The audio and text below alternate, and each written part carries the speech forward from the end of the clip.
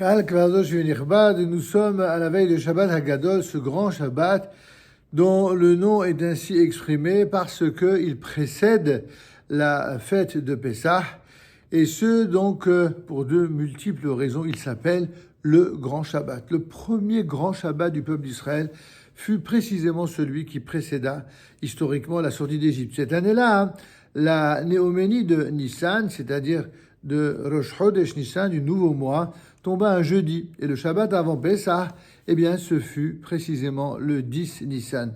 Or, ce 10 Nissan, nos ancêtres devaient choisir dans chaque famille un agneau qui était destiné à être immolé le 14 du même mois dans l'après-midi, ainsi que cela apparaît dans l'Exode au chapitre 12, verset 3. Ce fut la première mitzvah confiée à chaque chef de famille en Israël. Ce fut également la première mitzvah qui fut en quelque sorte reproduite d'année en année pendant d'innombrables générations. Et ce Shabbat fut en effet un jour inoubliable dans chaque foyer. On amena un agneau que l'on prit soin d'attacher au pied du lit. Les voisins égyptiens, étonnés, demandèrent alors « Mais que signifient donc ces préparatifs ?»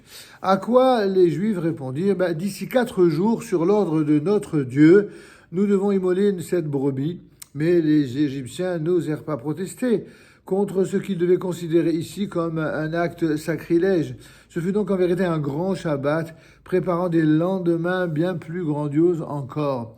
Comment comprendre l'attitude passive des Égyptiens ? C'est que bien avant le 10 Nissan, ils avaient été informés de l'imminence de la dernière plaie d'Égypte, la fameuse 10e plaie, la mort des premiers-nés, celle qui devait répandre la mort et la désolation dans chaque foyer égyptien.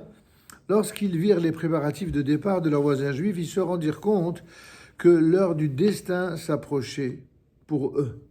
Dans le Talmud, dans Masechet Shabbat, le traité talmudique Shabbat 87b, eh bien les tosafistes, sur le passage qui dit « Ce jour-là tomba un jeudi », à savoir Rosh Chodesh Nissan, ils citent le midrash suivant. Si Rosh Chodesh tombe un jeudi, l'année de l'Exode, le 10 Nissan, tombait donc un Shabbat. Et c'est pourquoi le Shabbat qui précède Pessah s'appelle le grand Shabbat. En effet, un grand miracle eut lieu ce jour. Voyant leurs voisins juifs choisir solennellement un agneau par famille, les premiers-nés égyptiens demandèrent aux Juifs la raison de ces préparatifs, et ceux-ci leur répondirent « C'est un sacrifice pascal pour l'Éternel qui fera mourir vos premiers-nés d'ici quelques jours. » Aussitôt, les premiers-nés se précipitèrent chez Pharaon afin de le supplier de laisser partir les Juifs immédiatement. Pharaon et ses serviteurs ayant refusé, eh bien, les premiers-nés se battirent contre leurs propres frères et firent de nombreuses victimes. C'est ainsi qu'on peut comprendre le verset du psaume 136, celui qui frappa les Égyptiens par leur premier-né. La Haftara de ce Shabbat, c'est-à-dire dans le livre de Malachi, au chapitre 3, des versets 4 à 34, commence par cette vision messianique. « Alors l'Éternel prendra plaisir aux offrandes de Juda et de Jérusalem. » Le choix de ce texte est facile à comprendre. C'est le message qui nous annonce notre libération future, définitive, celle-là. Il est lu le dernier Shabbat avant la fête de Pessah, de même que l'annonce de la libération d'Égypte eut lieu le Shabbat avant leur sortie d'Égypte. Dans ce même chapitre de Malachi, dont est tirée la Haftara de Shabbat Hagadol, il est aussi question de la dîme. C'est-à-dire, dans le verset 10, où il est dit « Apportez toutes les dîmes dans le lieu de dépôt », ces fameux prélèvements. Vous verrez si je n'ouvre pas en votre faveur les cataractes du ciel et si je ne répands pas sur vous la bénédiction au-delà de toute mesure. On voit ici que nous apprenons dans la Mishnah, Rosh Hashanah 1-2, que Pessah est la fête où le monde est jugé en ce qui concerne les récoltes, par la faute de ceux qui ne donnent pas la dîme.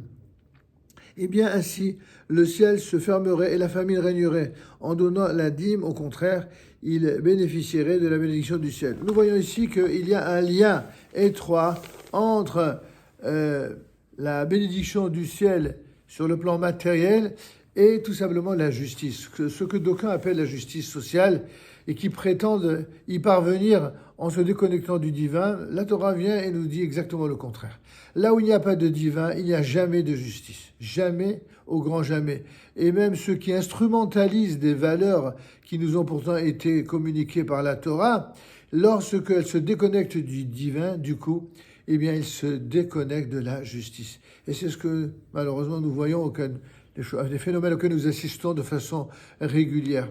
Tous ceux qui parlent de morale, de justice, d'intégrité, c'est-à-dire qu'ils instrumentalisent des valeurs que la Torah a enseignées au monde entier, lorsqu'ils déconnectent ces valeurs sacrées de celui qui les a initiées, de celui qui les a propulsées, de celui qui nous en a éclairés, eh bien, ces fameuses valeurs dont certains se prévalent, eh bien, ils finissent par les piétiner. Et il n'en est pas ainsi que pour la justice sociale, il en est ainsi pour la justice tout court. Il en est ainsi pour la vérité, il en est ainsi pour la moralité et l'intégrité dans les relations tant vers les individus que vers les peuples, et notamment le peuple d'Israël. Nous voyons à quel point, dans les événements que nous traversons, à quel point les nations se comportent d'une manière très particulière, très ambivalente, très contradictoire. Une semaine, ils sont prêts tous à condamner Israël. Il suffit qu'il y ait une guerre ou alors un tremblement, une déflagration dans tous les sens du terme qui se produit. Et tout d'un coup, les nations ont peur et tout d'un coup, ils soutiennent Israël. Comme s'il y avait dans le subconscient des nations l'idée selon laquelle si on souhaite ou on fait du mal à Israël, eh bien, pour l'empêcher d'être Israël, eh bien, ça leur garantit une sorte de suprématie sur Israël et donc sur Dieu. À l'inverse, s'ils se sentent en danger, ils réalisent qu'ils sont obligés de passer par cette reconnaissance que ce peuple de Dieu, ce peuple d'Israël, est un peuple qui fonctionne avec des règles qui ne sont pas les mêmes règles que l'univers. Ce sont des règles qui ne sont pas, entre guillemets, rationnelles. En tout cas, certaines de ces règles ne le sont pas. Et pour comprendre cet irrationnel-là, alors il faut être en paix dans le sens total et dans la plénitude de cette expression, non seulement avec le Dieu d'Israël, non seulement avec le peuple d'Israël, mais avec l'intégrité des mots et des valeurs que notre prophétie nous a transmis. Il faut veiller à faire passer ce message, c'est très important. Lorsque on soutient Israël, eh bien, on a un retour qui est un retour de bénédiction, non seulement pour Israël, mais pour l'humanité entière, qu'il en soit ainsi.